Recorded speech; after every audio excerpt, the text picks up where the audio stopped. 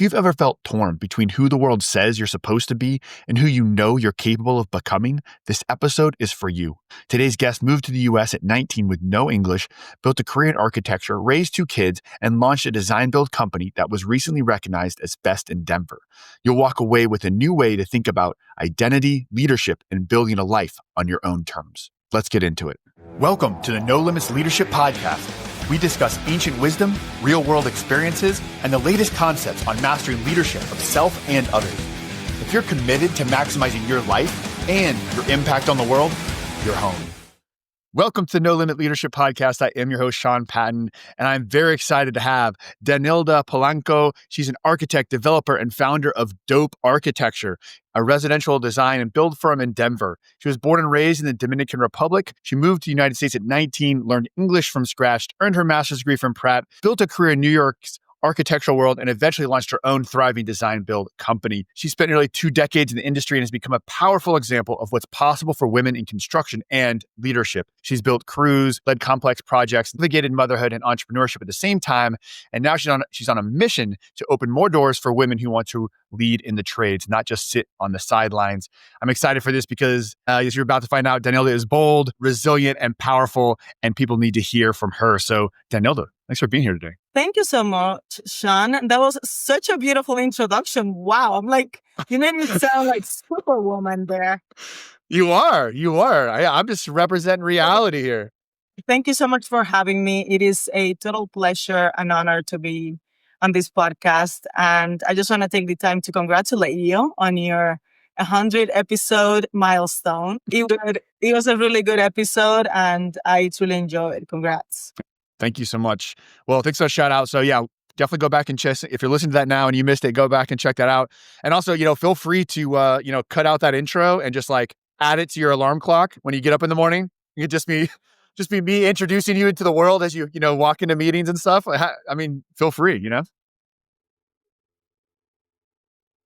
But yeah, so I was in our, pre-interview, such an awesome conversation, really, really enjoyed it. And I think that so many people, whether they immigrated or whether they know someone or some family member who did, or just a big transition, things can seem overwhelming. And there's so many lessons that happen in those major transitions. So tell me a little bit about, moving to New York at 19, having, as you said, basically no English, and trying to start a career in architecture. Like, what were those early years like stepping into the big city? That is such a good question. I don't get to remember those days too often, but they're certainly with me. I remember graduating from undergrad in the Dominican Republic in my bachelor's in architecture and truly having absolutely no idea what I was supposed to do with that degree. And we were in Miami, with my family visiting, and we had to go to New York for one reason or the other to like change my baby picture on my green card. And I just really love New York. I'm like, I am not going back. This is fantastic. That vibe, that energy, that empowerment, and everyone had a purpose. Everybody was cool. This is where I want to be. And little did I know what that grid was going to entail, what that decision was going to entail for me. I didn't speak English fluently. I only knew my resources of my education.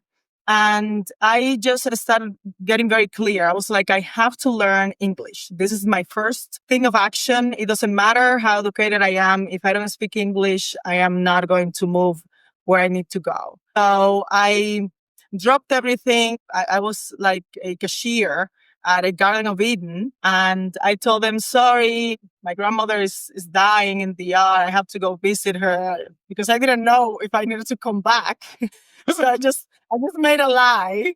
And I said, hey, let's study. So I studied. I then made my other bold decision, which was I am not going to work on anything else but architecture. Because at the time I was really, I was a waitress. I took a bartending class. It was a whole process of options and that you get to have as an immigrant. When you show up here as an immigrant, you think that your space in society is a little bit limited, right? And you have to start from that base up.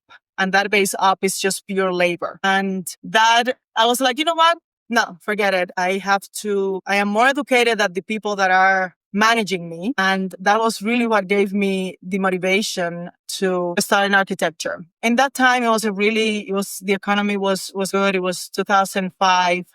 And I applied for multiple jobs as a drafter in architectural firms. I was hired in everywhere I went. So it really taught me that all of those restraints were really in my mind. They were not really in the society that I was in, but the limitations were in my mind. I then went to work for a female architect, Margaret Salamone, who became my mentor, and she ran a design build company. That was what gave me really the confidence to understand that I could belong in construction too. And she had a crew, she had a team of really good contractors that, held our hands all the way. But she really pushed me into getting my license. So she was like, you have to get your license in architecture. You need to be able to have that optionality. So I went for my master's at Pratt. And that was another challenge because I knew English to a point, but not to like the professional point that Pratt was requiring from me. But it was an amazing experience, an amazing challenge. That is how all of these elements came along. It was a process of education, of efforts, of grit.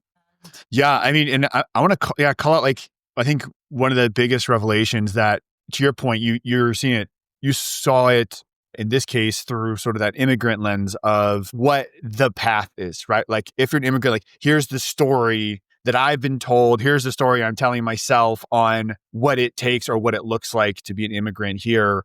And I think that's such a powerful call out to challenge that. But I think it's also, I mean, something with like my coaching clients I see all the time. It's like, it's all in your head.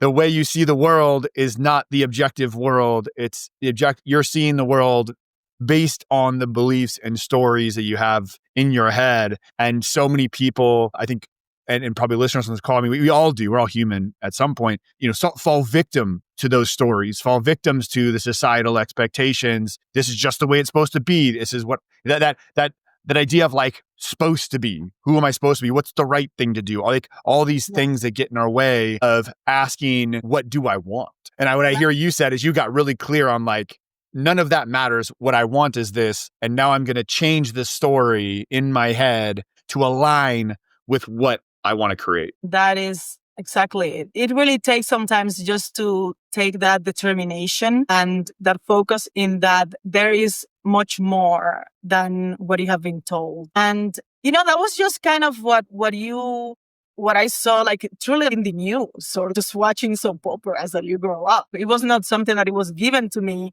in my home. But that is the idea that you have to come here and like just work, 12-hour days as a laborer. That idea is thankfully long out of the window. I come from a culture where resilience and resourcefulness are in our DNA. Like as a Latina, I just grew up surrounded by people who made magic with what they had.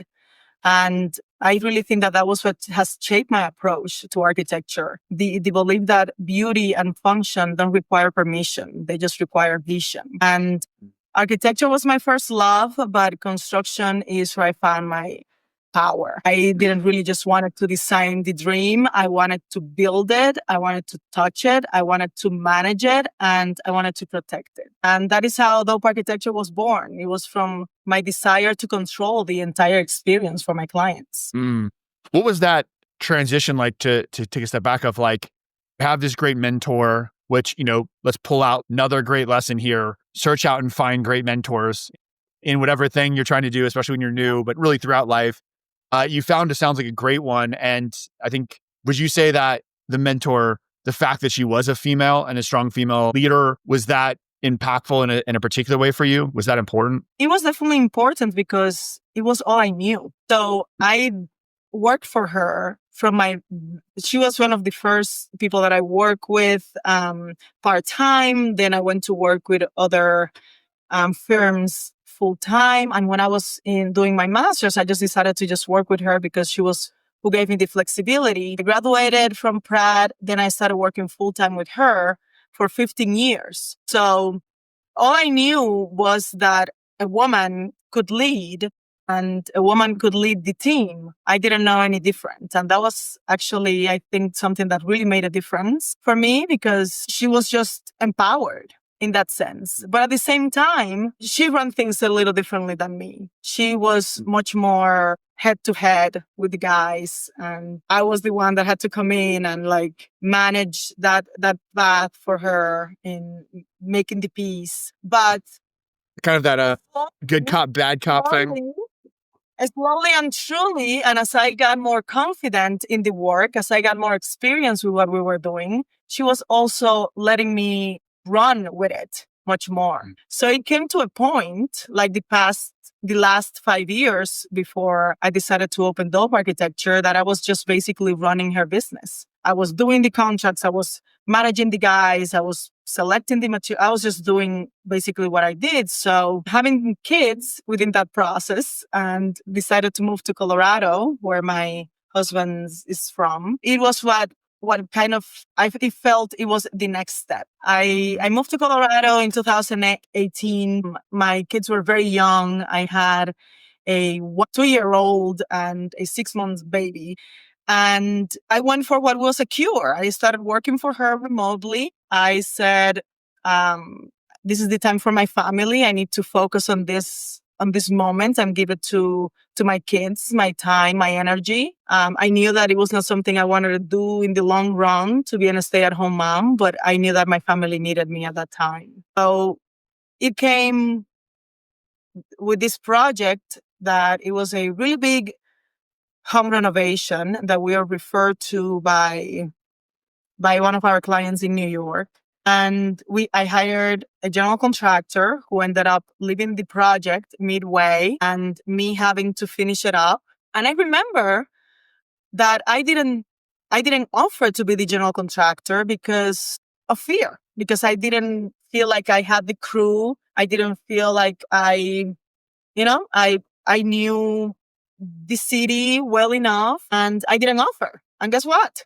I had to do it, and I pulled it off. It was a beautiful project, and I declared another milestone in my life. I said, never again. I am going to get my GC license, and I'm going to run this experience how I want it to be. And that is how Dope Architecture came along. You know, you mentioned having those young kids during that time, and I'm sure there's so many moments and trying to making that work. And you mentioned it briefly, but so many people, and I think it's especially true of women for probably a number of reasons, about this internal conflict between these two roles of the career and how you want to show up and who you are there and your identity there, and the need to sort of, to show up, especially when the young kids, and be that mom. And so were there any particular moments in there that really stood out to you as big learning points or impactful moments, or how you sort of like navigated during that particular time? It was so tough, Sean. It was so tough. We are raised to have identities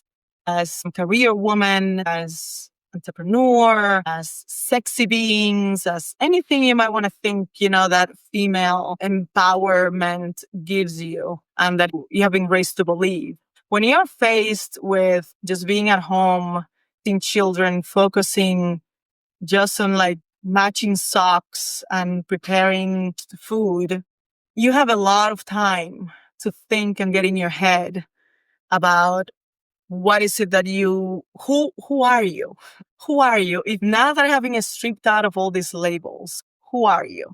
And what made a huge change for me was that my daughter was like a year and a half, and I was driving from dropping her off at daycare, and I was trying to get back to work. As you know, moms, we do the part-time for a while, right? And my husband just always kept telling me, like, I will support you. If you want to go for more work, if you want to go on your own, I will support you. And I really didn't believe it. I didn't believe it as a reality in my mind, as how was I going to leave these little creatures every single time that, like one got sick, and how was I going to do this? And then I remembered where I came from, and I I come from a woman that had 4 kids, not just 2. My mother had 4 kids. It was just a hillbilly girl, as she called herself, from a little town in the Dominican Republic.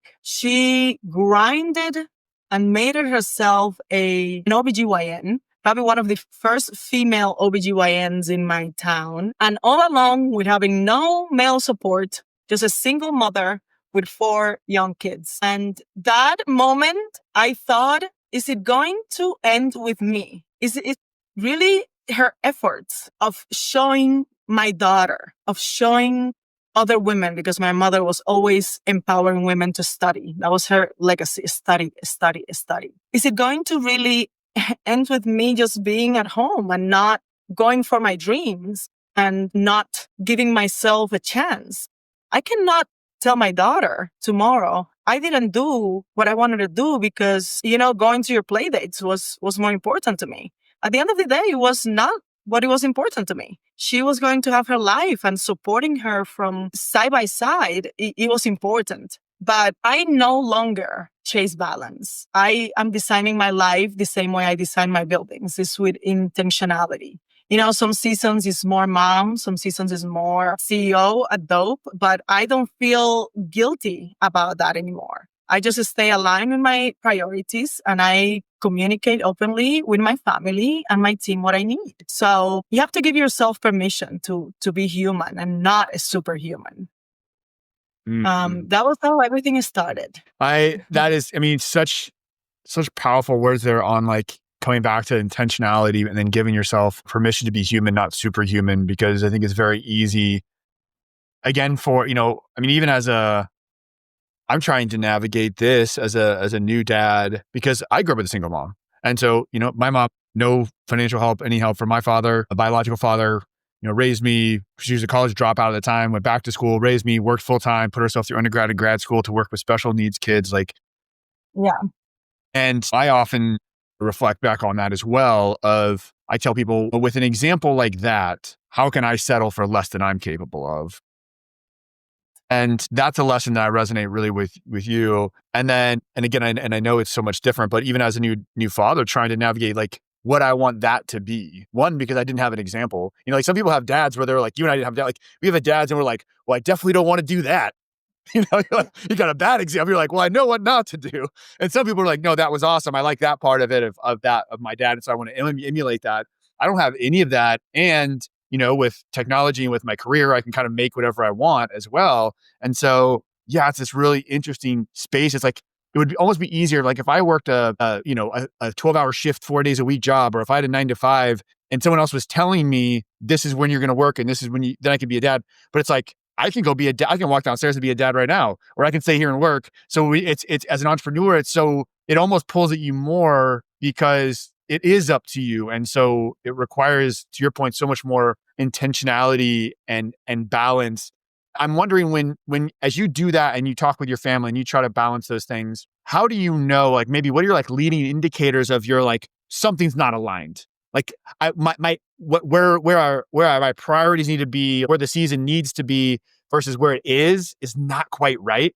Like, how do you know that? Yeah, just by understanding my priorities. I really have my family is my priority. Believe it or not, my husband is more of a priority than my kids. And I openly can say this because if him and I are not good, nothing is good. What our relationship entitles, so many other things are really depending of how well we are as the leaders of our family. So my husband is first, and it is with someone that I just spend a lot of time during the week, and we make little dates during the day, and we just try to find that way of how to stay connected. And it is the priority. When I remember that I'm here sitting, just focusing on ordering 1,000 little light fixtures, and then he texts me like, "Hey, do you want to do yoga at 3 p.m.?" I'm like, yes, I do.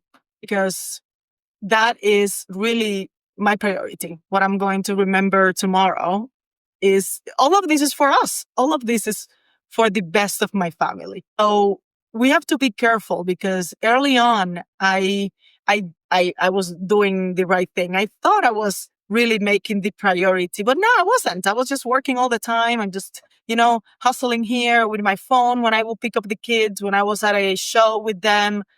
And that is not being present. And truly, age is what has come to give me more clarity. That the 40s are just enlightenment. So once I crossed that boundary, I was like, no, this is the priority, is my kids. So they know what mama is doing and mama needs their help. They are hired in my company and they have to work. So every week they have to go, and like my daughter is my director of social media. So she has to record me. My son is my apprentice. He has to clean up. He has to bring water to the guys. He has to just do things. I tell them we're building the empire and I'm not doing it alone. So it is all of us doing it. They know sometimes I just have to pop up in the construction site before you go to the playground. But that is what I'm telling you. I stopped chasing balance. It is an interrelationship of my life and my family and what we are doing. Yeah. So before we talk about maybe the intricacies and the leadership side of your business currently, you so eloquently talked about your sort of vision for your life and career. What's the vision for Dope Architecture? That is such a great question. Dope Architecture, my vision is to build a design village studio that leads with culture, with innovation, and that elevates my clients' experiences. I really want to not so much like expand my team, but to mentor the upcoming designers and builders. I really want to give more opportunities for women and minorities in this field, because I did it. I think anyone out there really can do it. So I really see Dope Architecture growing into a brand known for excellence, for authenticity, and for delivering truly transformational spaces. That is my focus right now. Your focus. So much of the construction industry are minorities, or are, especially in Hispanics, and a lot of the subcontractors are contractors. But to your point, and tell me if I'm wrong on this, but it seems like at the sort of GC designer build, like that level, that leadership level, there's not as much representation. Can you speak to, if that's true, why that may or may not be true, and where that's headed? It is so underrepresented, Sean. This is really why I am going to, probably in the next 2 years, to create a program for women to understand better this construction process. But I am very aware that when I show up, I am carrying the dreams of so many people who never saw themselves reflected in this industry. So representation matters, but excellence matters even more. I show up prepared. One of the reasons that I think a lot of women might not jump into construction is because there is this belief of hostility in a construction site. There is just this belief of like, they're just dudes calling themselves names and not showing up, and you breaking your nails. That is not the truth and reality that you can build for yourself. You can build a team of reliable people, reliable craftsmanship that work with purpose, work with pride, is everyone I work with. And we run a highly respectful job site. That, I think, really summarizes the ideas beyond why you could be there or not. And, as architects, we tend to have a really big ego of everything we're doing is just great and amazing, and you show up and you might undermine your laborers because they're just there, hard working for you. But that is the key. That is the key. Are you capable of making the dream a reality for your clients? Making that dream a reality in a seamless way, in a beautiful way. Maintain the integrity of your team, maintain them also interested and intrigued in the work, because we're all designers, we're all creatives. And at the end of the day, I'm just a dreamer. If they don't bring my dreams to reality, I am nothing, So I really want to see more women in construction. I think there is a tremendous opportunity. I think we already manage and the home. I think it is time for us to build it too. I love that. You talk about leading these different teams and leading in a different way and creating a respectable job site. And I also loved how you talked about we're all creatives. And it sounds to me like one of the keys to your leadership style is that empowerment and involvement in the creative process with the people that you work with, like with the teams, that they're a part of building that something bigger. They're not just taking orders and swinging a hammer. That they're being respected as professionals and as creatives themselves. So tell me what that leadership style looks like when you're working with your own crews or different subcontractors or different leaders inside of that.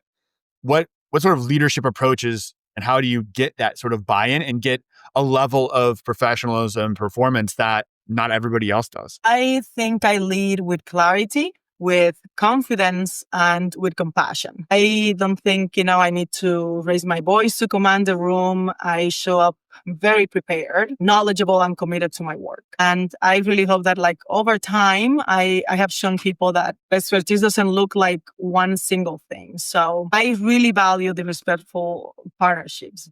I always make it clear that I know my craft and the results that need to speak louder than any stereotypes ever could. So my team knows that easy is not in my vocabulary. They know that that's fine is not in my vocabulary. We are going to do the best we can do. And it comes from my vision. I have to say, if I give them a task to do, I have already seen how I'm going to do it and I walk them through it. And everyone has by now we just have a really good method of communication. So how did this look at the beginning before I had this great team? Let's back up a little bit. What took me into weaving through the landscape of construction. I remember many times, Sean, that I sat in my truck and I will cry for a minute or whatever. I was just so overwhelmed by trying to play the game their way, the men way. Why do I say that? Because if I would leave it to my guys, they will show up to the job site at 7 a.m. and they will, bang it out until 3 and leave. It's a Labor Day, so I don't expect anyone to be there 9 to 5. So if we was up to them, they will show up at 7. And so many times early on in the creation of the architecture, I would just struggle, call my sister. I need to meet my framer at 7:30 and all of this. And I'm like, what am I doing? I am the boss. I say at what time we're going to show up. Hey, now meet me there at 8:30. I need to drop off my kids at a school and then I'll meet you. I go to the extent to put it in the notes to the inspector, to the building inspector. I am dropping off my kids at a school and I will be there at 8:30 a.m. We need to start normalizing that we all have other responsibilities and that our life is not just one single lane of professionalism. We are the composition of the tenderness of motherhood, of the drive of being an entrepreneur, of the grit that involves being a general contractor. I am all of those. I cannot separate one or the other, Yeah, it sounds like, a key lesson there is that people respect you more when you set boundaries versus if you try to just accommodate what everyone else's expectations, that's what I've seen too. I often talk with, somebody who's like, well, I can't, story they'll tell themselves, right? It's like, well, I want to take care of myself and be healthier, but I can't go to the gym because if I do that, then I'll get to work at, like you said, at 8 instead of 7. And then what? And then what? And what I've always found, and it sounds like what you found too, is that people respect you more when you say no. When you're like, well, we're going to meet at 7:30. No, I work out till 8. Yeah. That's a priority for me. You're like, oh, there's somebody who sets boundaries, who has self-discipline and is leading themselves in a mature way. And that makes people respect you and want to follow you more than when you sort of become the person who's trying to meet and bend to the will of everyone else around you. Totally agree. It is easier said than done. And we all have to really go through the process of being spread out so thin that then you come up to the understanding that that is unsustainable. So you really have to prioritize yourself, your mental health, your body, and it will come. It will come for sure. What's your favorite part about being and running Dope Architecture right now? I love seeing what I design in material form. To being able to create something in my mind and just work it out with my clients, seeing how it's coming along, and then seeing it finished, beautiful, shining, changing their lives. It is an absolute pleasure to me that I get to experience very often. So I really want and love that process of construction, of design and construction. When you think about leading into the future and leading like Dope Architecture into the future, and people are listening, whether it's their own companies or they're inside of a larger company, they're trying to and create their own vision or envision like what that change looks like. What is it going to need in your mind to shift or change, or what sort of like transformation is in you for Danilda 2.0 to create the next level of your business and life? That is such a good question, one that I am constantly bouncing against too. I just want to dream boldly and execute intentionally. And what do I say about that? I mean that what this process has taught me is that you can do absolutely anything you want in life if you truly believe in it and put your mind into it. You're saying on the 100 episode show of how blessed we are to live in a country where we have peace, where we have resources, where we are blessed with so much more, where we are blessed with having opportunities, even when you don't go to school and get a degree. Look at the biggest entrepreneurs that have totally changed the world, haven't really going through that path. How many countries in the world allow that for their citizens? Not that many. You need to follow the script. You need to educate yourself. You need to work for someone or for something. That perspective of the opportunity that I'm given right now, it is that I am going to go balls to the walls as far as I can with this. So right now, it is about building my brand and my reputation in construction. Why do I say that? Because as a woman, it is going to definitely take a little longer, but it's happening. It is, we were recognized as like best architectural design firm in Denver this year. I knew I was hustling hard, but I was glad that someone was watching, Yeah. So what I think is that you don't have to fit into the industry. You can reshape it. The world is not made out of people that fit into places. It is made out of those that don't. It is made out of, it's reshaped by those that haven't found what they wanted and what they were looking for, and gives it to the world. What is that I'm giving to the world? It is creating gorgeous spaces for my clients without the headache and stress that traditional construction brings into their lives. So that experience of, wow, I didn't know that this construction process could be delightful. We could have fun, like picking materials, and I could be updated every week of what was happening in my house, and I could see the progress going on. I didn't have to get calls of something is exploding, That experience is lacking in our society. And I think that is something that a lot of women, since we're mostly, I work in single family residential. So mostly women are the ones seeking the transformation in their homes. And I think women can continue that transformation in their home and actually learning how to build them, how to build their homes. Yeah. Yeah. I love that. When you think about,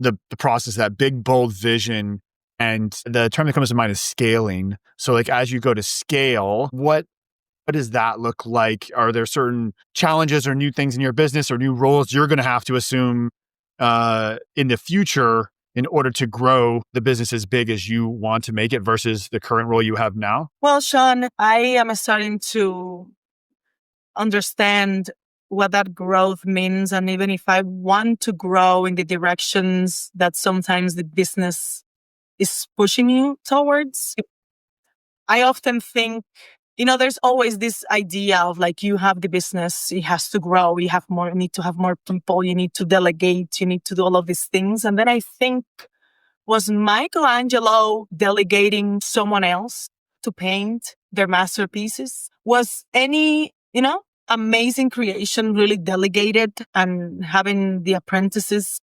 The apprentices could be the support, but in this moment in my life, I want to sit on this seat and run my show one way by me with the design, with the management for as long as I can until I raise and learn how to grow other women to do this. I really want to focus on the women thing.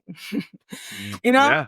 I just see this going from dope architecture making me so much money that I could just then say, you know what? It is just time to teach. And I want to focus on teaching more full time than in construction. Yeah. Interesting. Yeah. Man, Danilda, this has been awesome. And I'll definitely put, people can follow you on social because the work you do is beautiful. And your story, there's so many great lessons there for other people to pull into their own lives. Is there anything that I missed that you wanted to make sure you got out to the audience today? You have been so great. I am blessed for you to have given me this opportunity. I think we have discussed the topics of empowerment, which is really what I want to do. At the end of the day, my mission is just simple. I just want to build with purpose and design with soul and lead with integrity.